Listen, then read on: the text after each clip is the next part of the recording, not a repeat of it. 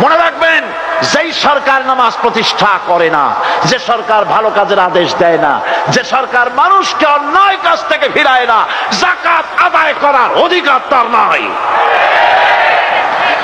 সুতরাং এমন এক সময় আসবে যখন আবার আমাদের জন্য সুখ শান্তি ফিরে আসবে। সেজন্য কোরআনের কাছে আসতে হবে। কার কাছে? এই কোরআন হলো সেই কোরআন। আমার নবী বলেছেন, মান ক্বালা বিহি সাদাকা। এই পল্টন ময়দানে উপস্থিত লক্ষ লক্ষ জনতার উদ্দেশ্যে রাসূলের হাদিস শোনাই, প্রাণ খুলে কান খুলে শুনুন। আমার নবী বলেন, কোরআন দিয়ে যারা কথা বলে ওরাই সত্য কথা বলে। সুবহানাল্লাহ।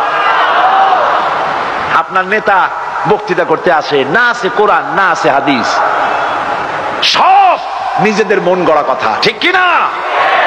কোরআন দিয়ে যারা কথা বলে তারা সত্য কথা বলে, কোরআন দিয়ে যারা মানুষকে ডাকে ওরাই সঠিক পথের দিকে ডাকে। যেই ডাক শুরু হয় দুনিয়া থেকে, আর এর যাত্রা শেষ হয় জান্নাতুল ফেরদাউসে গিয়ে।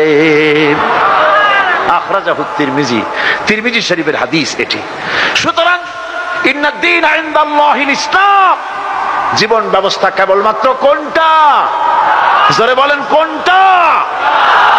এই ইসলামের আইনের সামনে মাথা নত করে দিতে হবে।